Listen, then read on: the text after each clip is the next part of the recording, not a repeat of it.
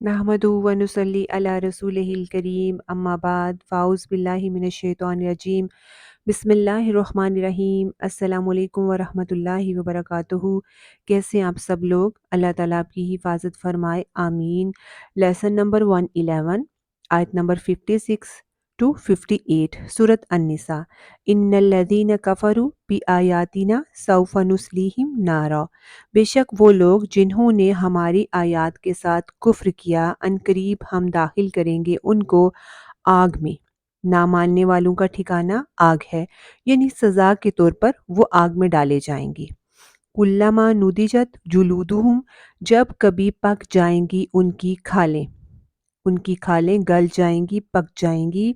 नून द्वाद gym नदिज गोश्त और फल के पकने के लिए इस्तेमाल होता है। तो जब कभी उनकी खालें पक जाएंगी, बदलनाहुम जुलूदन गैरहा, हम बदल देंगे उनकी खालें उनके अलावा। ऐसा क्यों करेंगे? लियज़ूकू, ताकि वो चखें, ज़ौक़ जायका इसी से है। किसको चखें? अल अज़ाब, अज़ाब को। जायका आमतौर पर कहाँ चखा जाता है? ज़ुबान पर। तो यहाँ जो है अज़ाब ज़ुबान पर तो नहीं होगा, फिर जायके का लफ्ज़ क्यों इस्तेमाल हुआ है?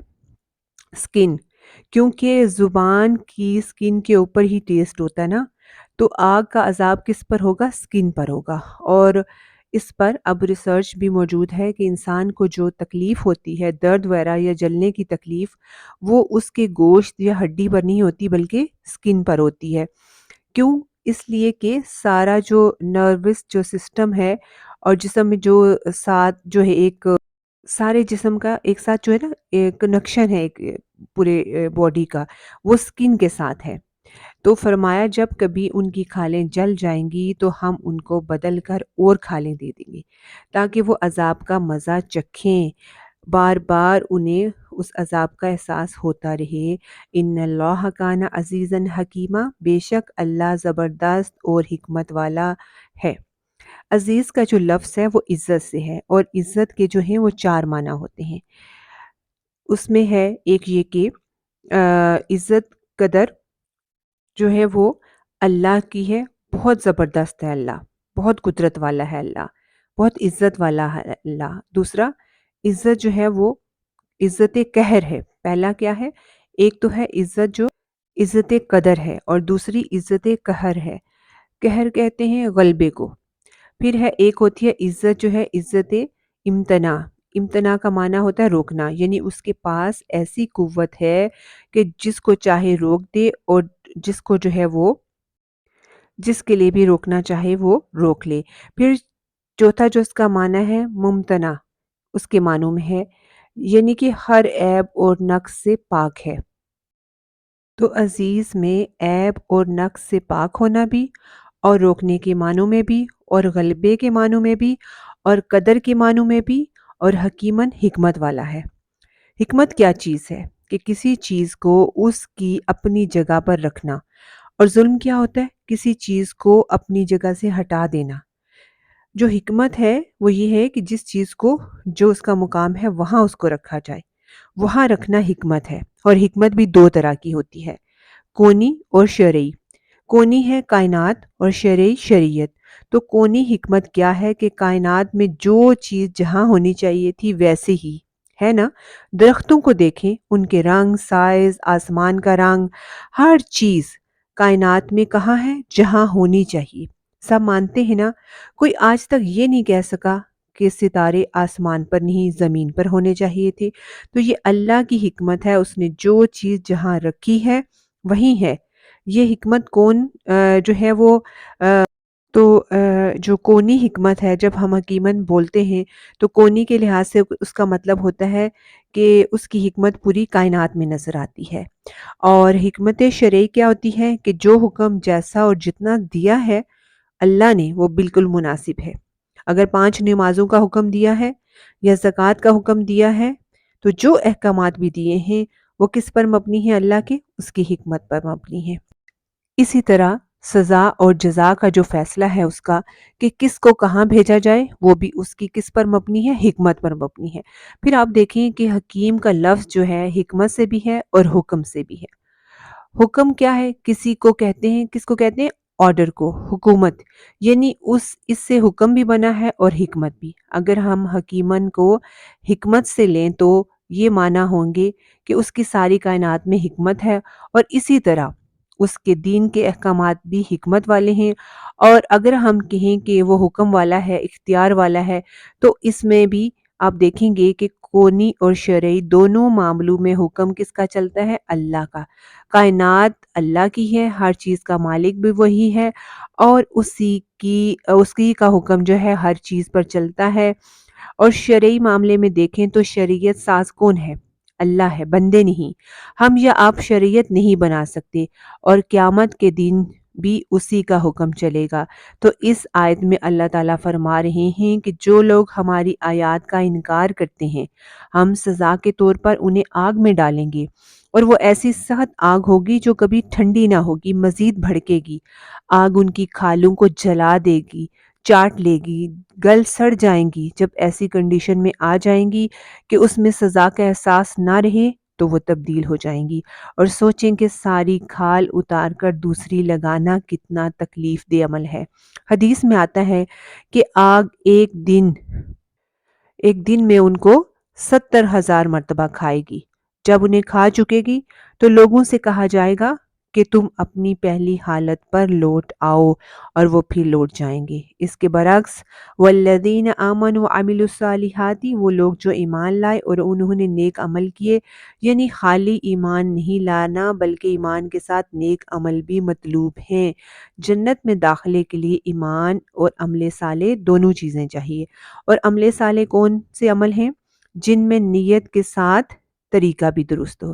ایسے لوگوں کے لیے سندخلہم جنات، عنقریب ہم انہیں داخل کریں گے جنتوں میں، اور یہ کوئی دور کی بات نہیں، جلد ہی داخل کریں گے باغوں میں۔ جنت جو ہے اس کا لفظی معنی کیا ہے؟ باغ، لیکن اصطلاح میں جنت وہ مقام ہے جو متقین کے لیے اللہ نے تیار کر رکھا ہے۔ جنت کا مقابلہ کسی دنیا کے باغ سے نہیں ہم کر سکتے۔ وہ خاص ٹھکانہ جو متقین کے لیے اللہ نے تیار کر رکھا ہے، کیا ہے اس میں؟ تجری من تحتہا الانہار، جس کے نیچے نہریں بہتی ہیں۔ نیچے سے کیا مراد ہے؟ یعنی اس کے درختوں کے نیچے سے یا اس کے محلات کے نیچے سے۔ اور انہار میں 4 طرح کی نہروں کا ذکر آتا ہے: پانی کی، دودھ کی، شہد کی اور شراب کی نہر۔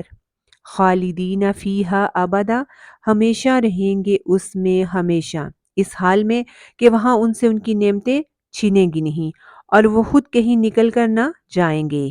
لہم فیہا ازواج مطہرہ، ان کے لیے اس میں پاکیزہ بیویاں ہوں گی۔ ازواج کس کی جمع ہے؟ زوج کی۔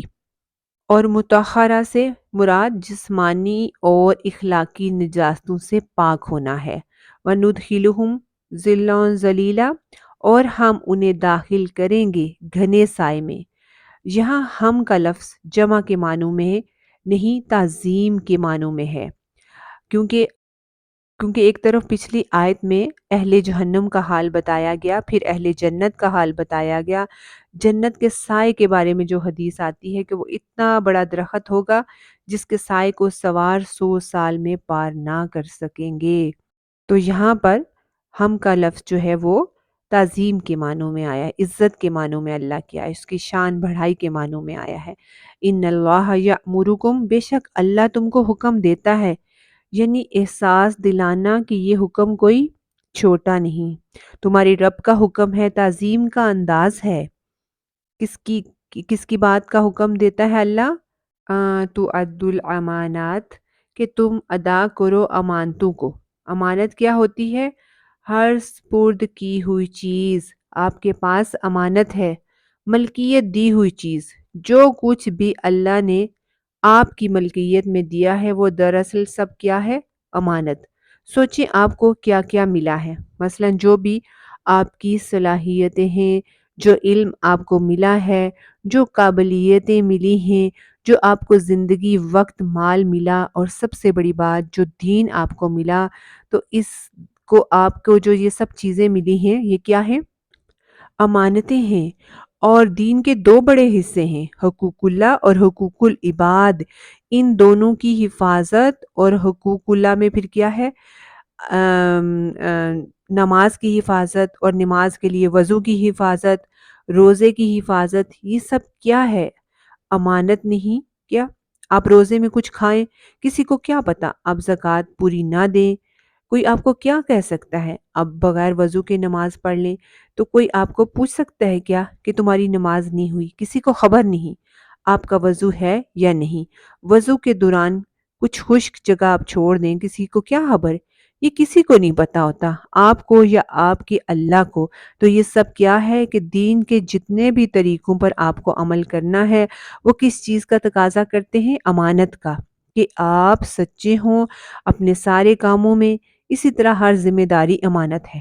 مثلا حکومت سے اگر شروع کریں تو حکومت کے جتنے عہدے ہیں وہ امانت ہیں، وہ کسی کی ملکیت نہیں۔ اسی طرح جس کی جو ڈیوٹی ہے وہ اس پر امانت ہے۔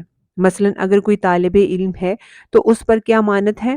اس کے بعد اس جو استاد ہیں ان کے اوپر کیا امانت ہے؟ استاد پر امانت ہے کہ جو علم اس کے پاس ہے اور جس بات کو وہ حق سمجھتا ہے اس کو وہ طالب علموں کو جو ہے وہ کنوے کرے، پوری طرح ادا کرے۔